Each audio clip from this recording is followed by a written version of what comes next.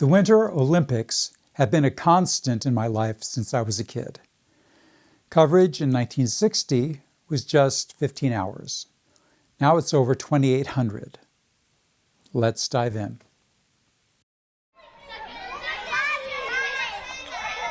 And get off my lawn! Welcome everyone to Geezer Gab. I'm CJ, and today we're talking about the Winter Olympics. But first, new channel, like and subscribe, yada yada yada. Also, you're going to notice a decided lack of actual Olympics media in this video. The IOC is very protective of their IP, as are other copyright holders, so I'm going to do what I can without making them mad, hopefully. So, how has the Winter Olympic experience evolved from the 1960s, when I was a kid, to today? My personal journey with the Winter Olympics began with the 1968 Games in Grenoble, France. Not that there was a lot to watch. In the 60s, the broadcast hours were measured in the teens, maybe the tens. For example, the 1960 Games in Squaw Valley, now called Palisades, Tahoe, totaled about 15 hours. That's it. 15 for the entire Olympics.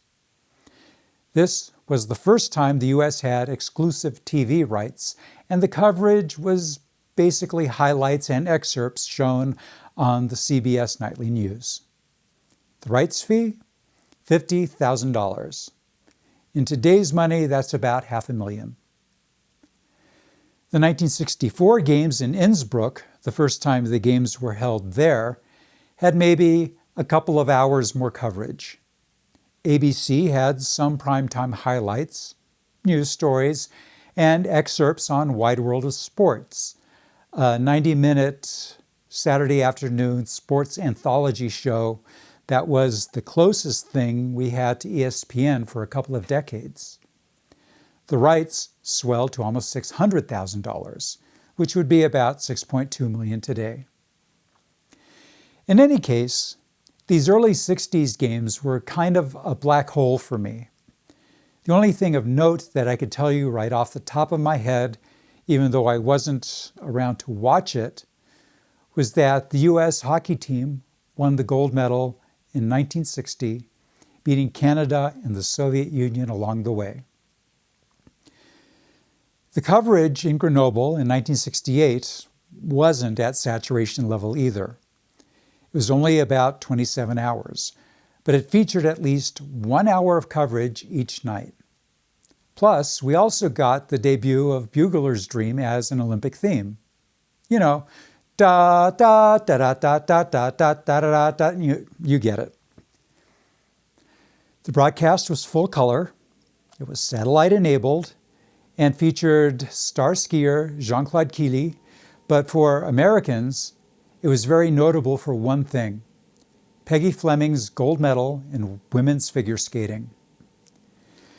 You see, in 1961, the entire U.S. figure skating team, all 18 members, coaches, officials, and families, was lost in a plane crash on their way to the World Championships in Prague.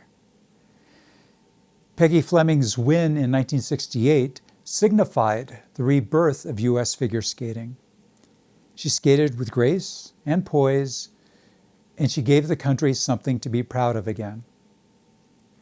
Based on what was broadcast in the U.S., that's what made the Games notable. Now, I don't want to get too stuck in the weeds about each and every Winter Olympic Games. I'll touch on some things later, but what I most want to talk about is the general growth of the Games during the 70s and onward. Each and every year, ABC or NBC would pay larger and larger rights fees, and as a result, they would air more and more coverage to recoup their money. There'd be more primetime events, including live coverage. There was a lot of tape delay, but it was shown in prime time. Gone were the days when the bulk of Olympic coverage was relegated to the news and weekend sports shows. One thing that's important to keep in mind: the publicly accessible internet is still many years away. If you wanted to watch the Olympics, it was on the network of record, with possibly some radio broadcasts on affiliated network radio stations. You didn't get to pick and choose which event you saw, when you got to see them, or even replay notable events. There was no streaming, no internet, no VCRs. There was the network, newspapers, and sports magazines. And that was it. As for me, I was in front of that TV watching every bit I could. A very important but unappreciated aspect of this was the shared community investment in the games, because everyone who was watching them was watching the same thing.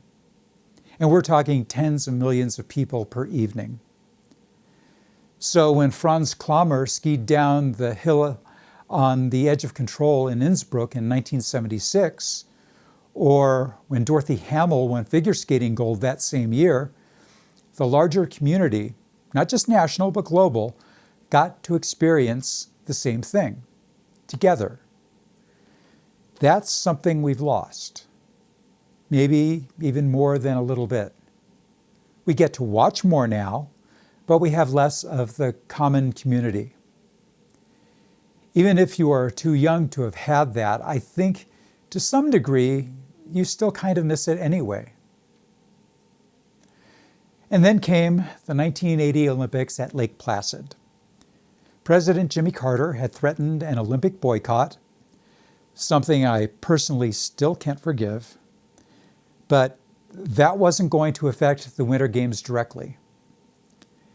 And while several notable events happened at those Lake Placid Olympics, the one thing everyone remembers is the miracle on ice.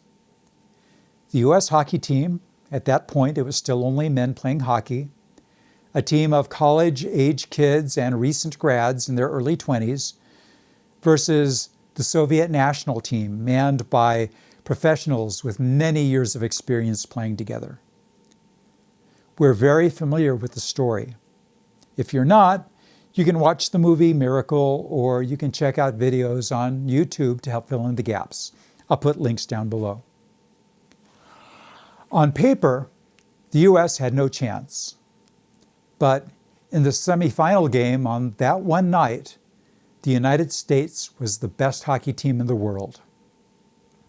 Side note, this event wasn't the first time that the USA chant was used at a sporting event, but it's the one where it stuck.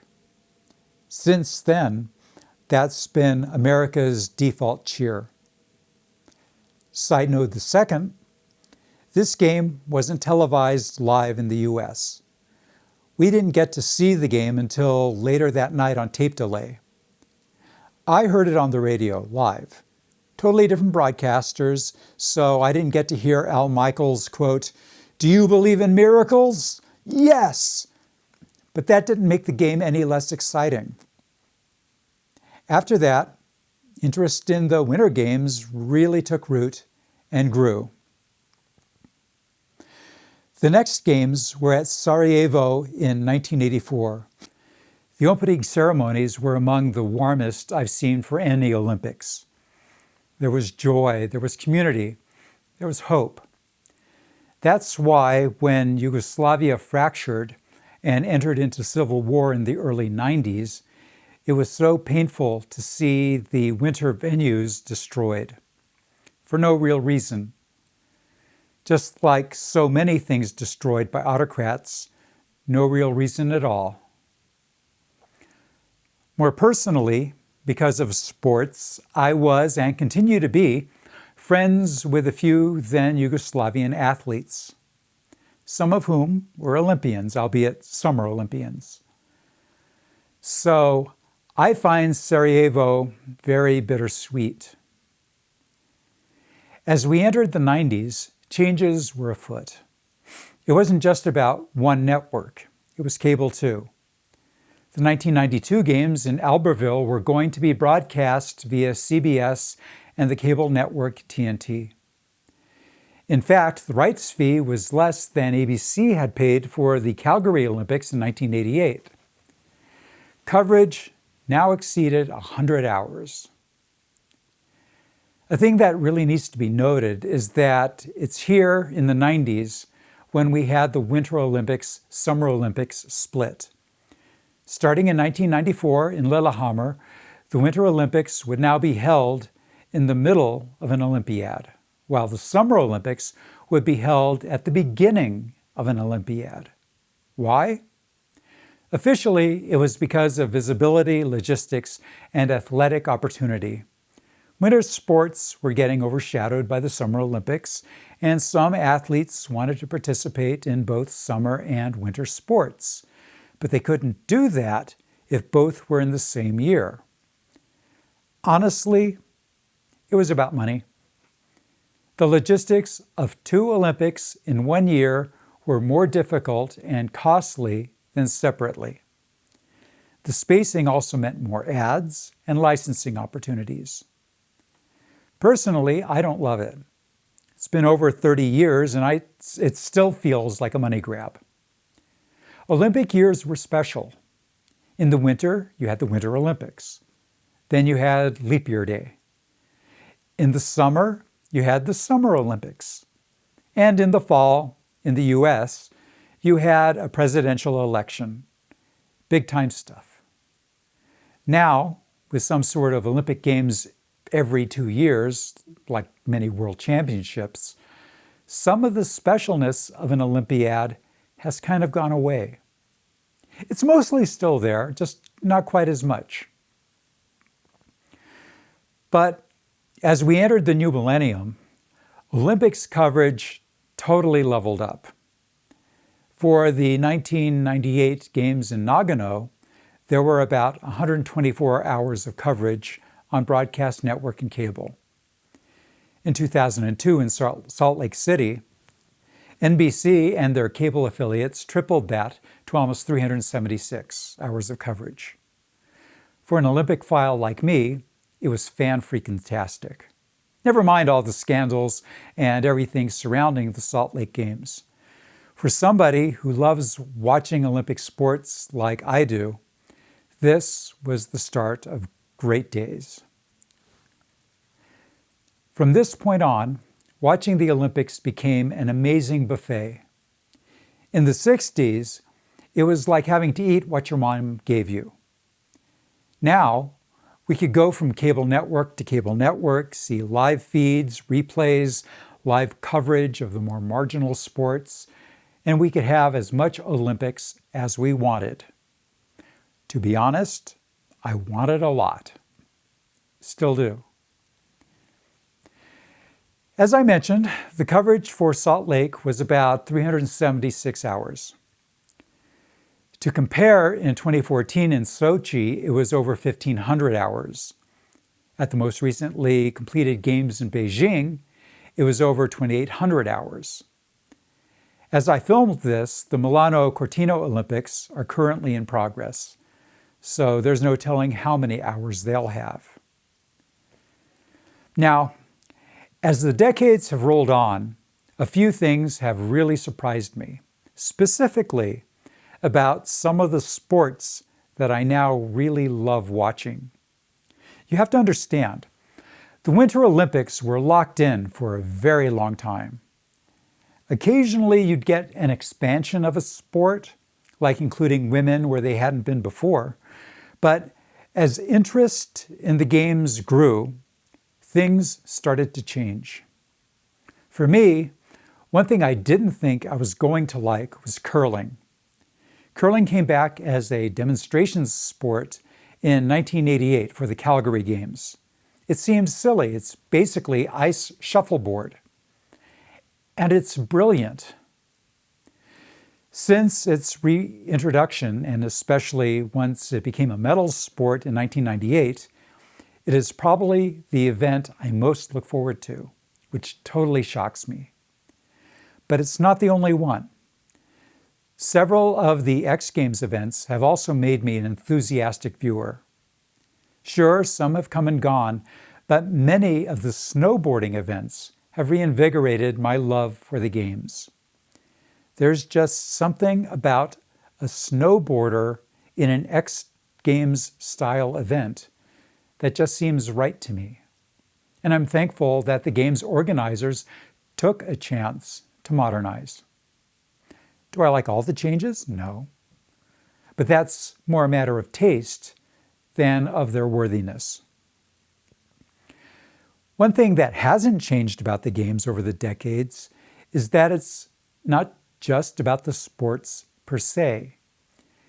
And that sometimes gets lost in the a la carte manner that people watch the Olympics nowadays. There is, of course, the idea of Kitios, Altius, Fortius, faster, higher, stronger, but it's more than that. That's something that we got in the 70s from Bud Greenspan's award-winning videos about various Olympic Games. The springboard being his 22-part series, the Olympiad, covering the history of the Games to that point. We learned that in the end, it's always about the individual's stories.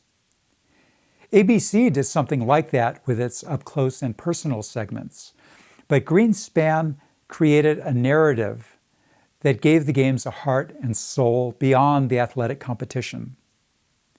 It's also embodied in the quote from Pierre de Coubertin, the founder of the modern Olympic Games. The most important thing in the Olympic Games is not to win, but to take part, just as the most important thing in life is not the triumph, but the struggle.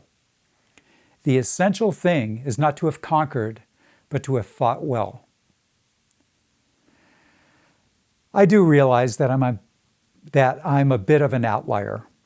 For as long as I can remember, I've loved the Olympic Games and the higher ideals of the Games. I'd like to think that over the decades, I've helped a few others to embrace at least a little of that enthusiasm.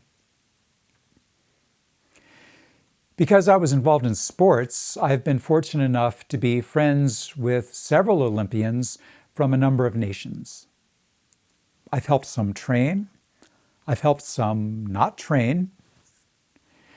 They're all different. They're also, in some ways, the same. They understand what it takes to strive to be the best at what they do. It's not easy. You might fail. Then again, you might not, but only if you're willing to strive to be great. Are they all paragons of virtue? No. Some are quite the opposite. But most of them, certainly the ones I know, are just darn good human beings.